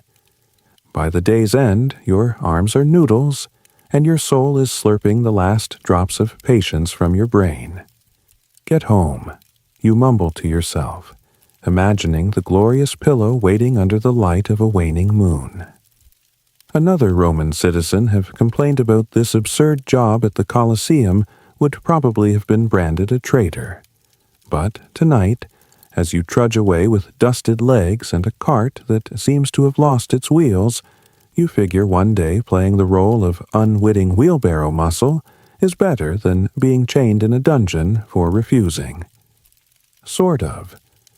Slogging back through the narrow streets, you pass insufferable burdens. Another day's haul of stones dragged off by somebody else. You note that the emperor's statues are still intact on their podiums. Thank the gods. If anything happens to those, that's a neighbor's problem. Literally, since Nero builds on other people's houses. Your own house has enough holes already. Sure, you're free, but under Nero, every free Roman works like a slave, whether they like it or not. You howl softly at the idea that tomorrow might hold more bricks. But, for now, you only see the horizon and the promise of a dinner that may or may not exist.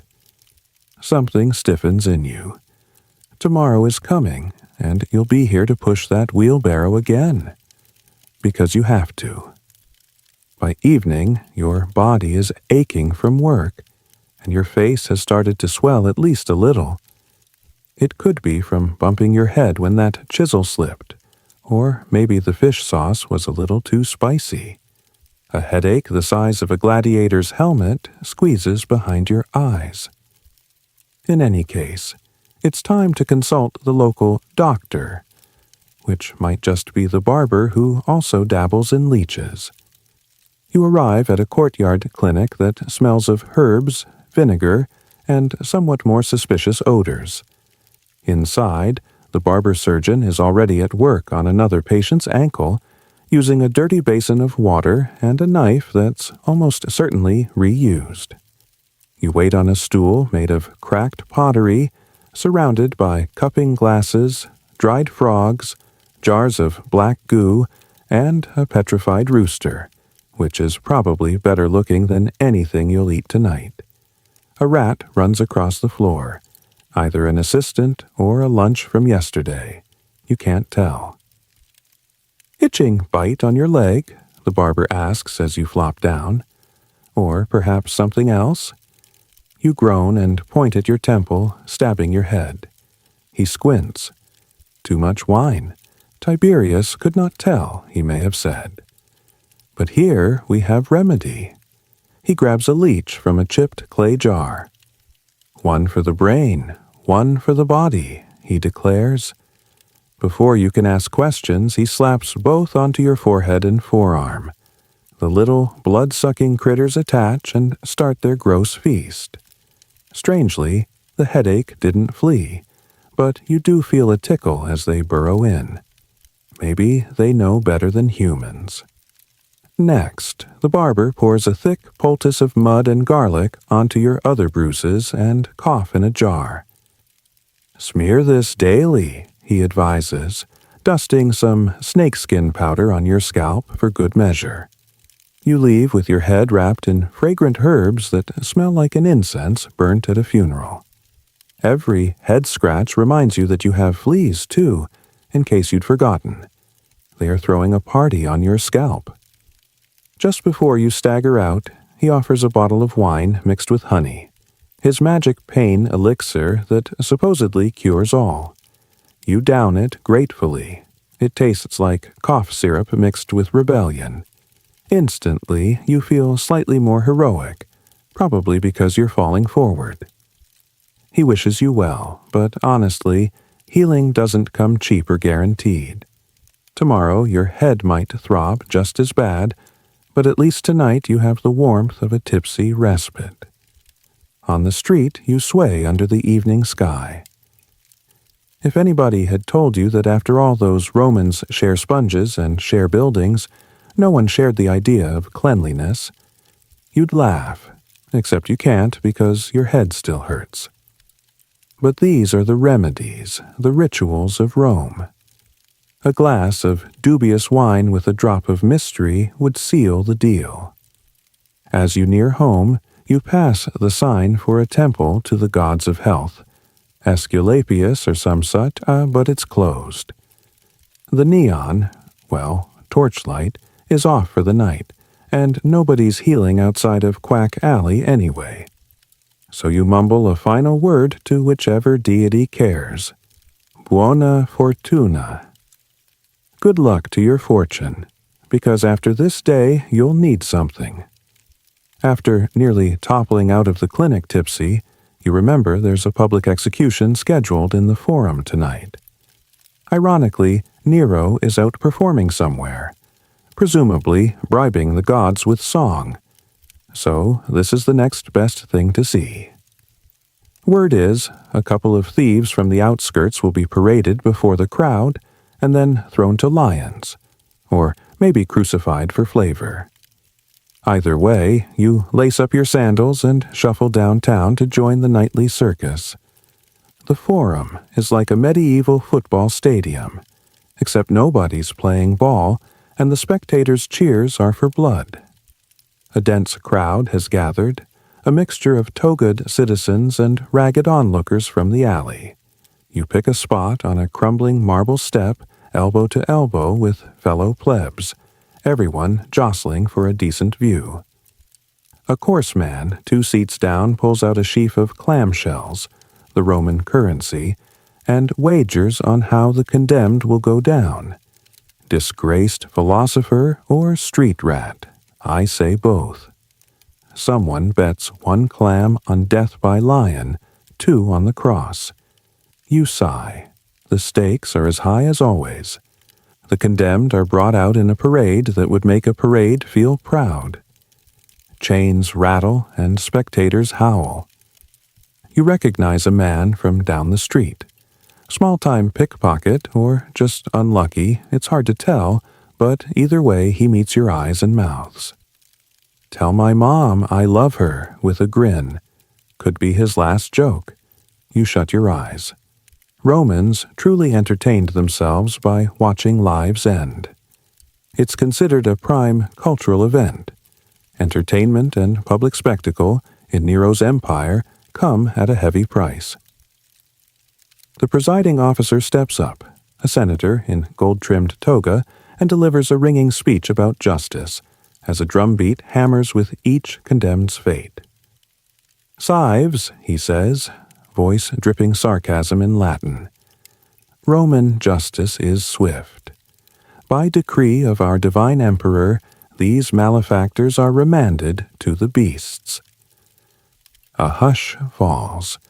Then it begins. 2 bare-chested men are released into a den full of growling lions and tigers, apparently exotic animals brought from Nero's menagerie. The crowd roars as the first beast lunges. You see an animal swipe like lightning. The small man gets tossed in the air and lands helpless. Blood blossoms on his toga almost immediately. People around you cheer. Some puke at the sight. Some step back. The atmosphere is ecstatic. As the amphitheater chaos unfolds, your own stomach lurches up, but you force your eyes to stay open. Survival mode, you tell yourself.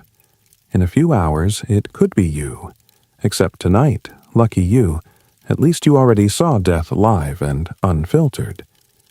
When the acts are done and the Senate mace vanishes into the night sky, the barbaric performance ends in applause and relieved sighs. At least the Empress and Senate are happy.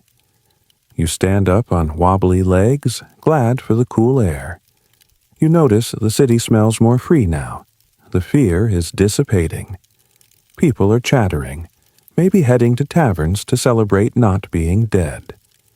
The hero of the hour is clearly the senator who gave the speech, or possibly Nero, if word ever trickles down about his latest hit.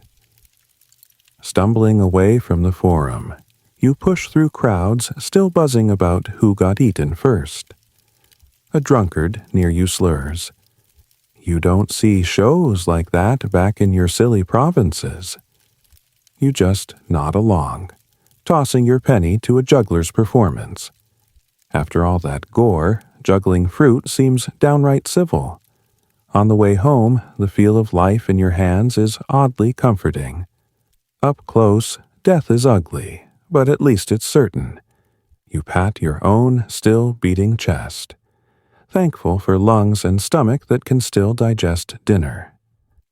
As Nero's city sleeps uneasy under a sickle moon, you have your fill of public spectacle.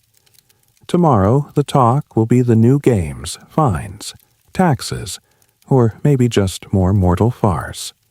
But for tonight, you lick a bit of charcoal, gathered from the arena, off your thumb and whisper to yourself, Emperor or not, Roman or not, at least I'm not anyone on that stage.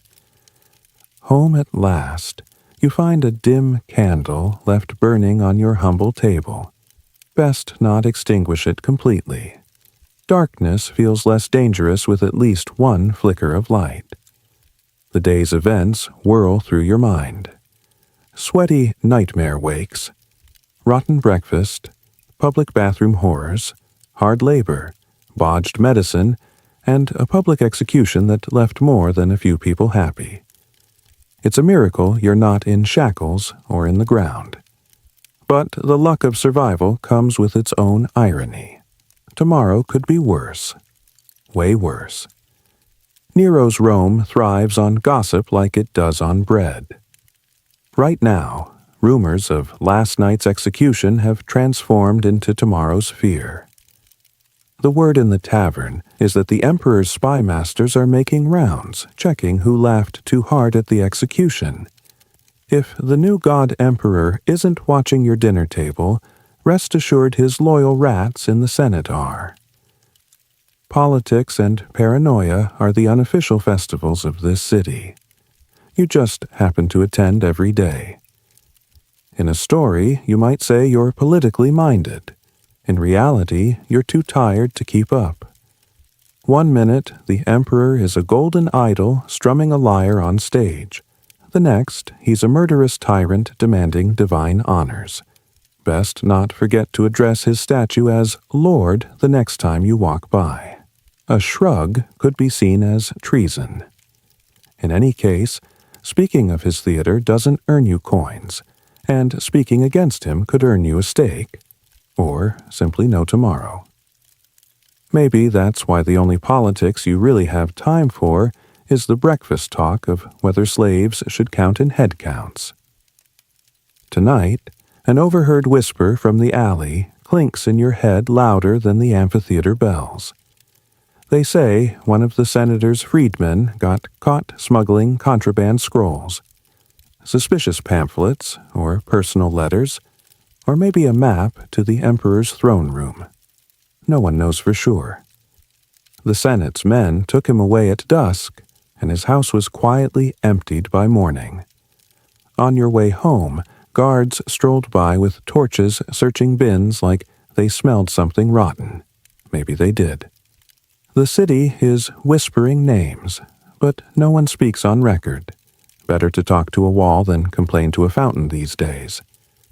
Inside your dank little insula flat, you double-check the latch. Safety by ignorance is usually best. You slump onto the only chair, eyes heavy.